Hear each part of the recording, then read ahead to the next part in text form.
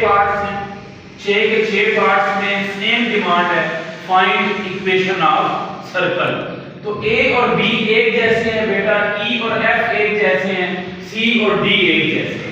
तो इनमें से मैंने एक एक पार्ट आपको सॉल्व करवाने की यहाँ पे कोशिश की है। आइए जी जरा उसको डिस्कस कर लेते हैं बेटा। यहाँ मैंने ना एक स्टेटमेंट लिख दी है कि ए बी जो है वो सेम है, तो मैंने बी को उठा लिया है। तो b बेसिकली a पार्ट क्या है, वहां पे tangent y x equals to something है, यहां पे tangent y equals to something है। तो फर्क नहीं पड़ता बेटा, x इक्वल टू समथिंग होगा तो वर्टिकल लाइन आएगी, y इक्वल टू समथिंग होगा तो हॉरिजॉन्टल लाइन आएगी। तो दोनों का कैरेक्टरिस्टिक सेम ही है बेटा। ऐसा सर्कल है जिसका सेंटर गिवन है। अब याद रखिएगा, जब भी किसी सर्कल का सेंटर गिवन हो ना, फिर सिर्फ एक चीज चाहिए होती है, वो क्या होता है, रेडियस।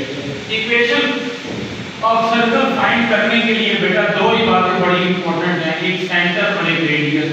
वो कहता है सेंटर गिवन है, इसका मतलब है जो बाकी डाटा दिया हुआ है बेटा वो किसके लिए दिया हुआ है, रेडियस फाइंड करने के लिए दिया हुआ है। अब सेंटर क्या दिया हुआ है बेटा, 0,0। इसका मतलब है आपका h भी 0 है, आपका k भी 0 है। टेंजेंट जो है ना सर्कल पर वो कौन सी है बेटा, y इक्वल्स टू 6। तो बेटा पहले काउंट करें, आप जर्नल सर्कल ड्रॉ करें सेंटर 0 0 के साथ। अब मुझे कैसे पता चलेगा कि ये सर्कल ऐसे सर्कुलेट हो जाएगा, सेंटर के आसपास सेम यूनिट हर तरफ लेकर कर लें, और वो यूनिट नहीं पता आपको क्या है, लेकिन पता चल रही है। क्यों, जब आप टेंजेंट y इक्वल टू 6 एक लाइन ड्रॉ करेंगे ना बेटा, तो वो टेंजेंट है, यानी कि यहां से सर्कल टच कर रहा है इसको, इस लाइन को। अब y इक्वल टू 6 को बेटा जानबूझ के मैंने इस फॉर्म में लिखा है। क्या लिख सकता हूं, ये 1y इक्वल टू 6 लिखा हुआ है ना, जानबूझ के बेटा मैंने 0x लिखा है, फिर मैंने 1y लिखा है, फिर मैं 6 को इस साइड पे ले आया हूं, क्योंकि बेटा मैं आपको इस फॉर्म में ले जाना चाहता हूं, ax plus by plus c is equal to 0, ताकि लाइन की फॉर्म में आप आ जाए। अब सेंटर क्या है बेटा, h के, और h भी 0 है, k भी 0 है, अच्छी बात है। आप लिखेंगे standard form of equation of circle. यहाँ कुछ स्टूडेंट्स के ज़हन में आता है सर जर्नल क्यों नहीं यूज की, तो कोई मसला नहीं है बेटा, आप जर्नल भी यूज कर सकते हैं, लेकिन फिर थोड़ी कंफ्यूजन हो जाएगी। अगर आप जर्नल यूज करेंगे ना, x square plus y square plus 2gx plus 2fy plus c is equal to 0, तो बेटा g भी 0 है, f भी 0 है, वो तो हो जाएगा।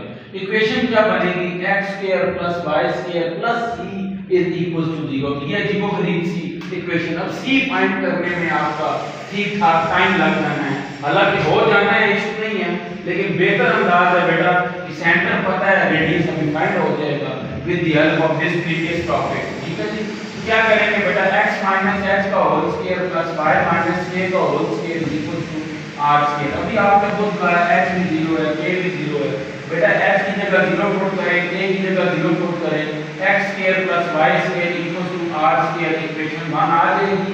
अब हमें पता है किसी भी टेंजेंट का किसी भी सेंटर से सर्कल पे जो डिस्टेंस होता है वो इक्वल होता है रेडियस के। ये मैंने ना थोड़ा कंप्रेसिव वे में इसको यहाँ पर बता दिया है, ठीक है। अब आते हैं जी कि ये कैसे है फार्मूला, तो यही फार्मूला बेटा चूज कर रहा हूँ। ये टेंजेंट लाइन है, ये 0x plus 1y minus 6, इसके अंदर सेंटर पुट करें बेटा बारी बारी, तो जहाँ x है वहाँ 0 आ जाएगा, तो 0 into 0 1 into, जहाँ y है वहाँ पे भी 0 आ जाएगा बेटा, और -6 mod divided by 0 का स्क्वायर प्लस 1 का square is equal to r। अब आप जानते हैं कि -6 का mod क्या होता है, 6 1 नीचे डिनोमिनेटर में 6 by 1 आंसर क्या आ जाएगा 6, सो r की वैल्यू क्या आ जाएगी बेटा 6। अब रेडियस भी पता चल गया, रेडियस को उठा के बेटा 1 में आप इंप्लाई करें, पुट करें, तो x square plus y square equal to 36। इसका मतलब है ये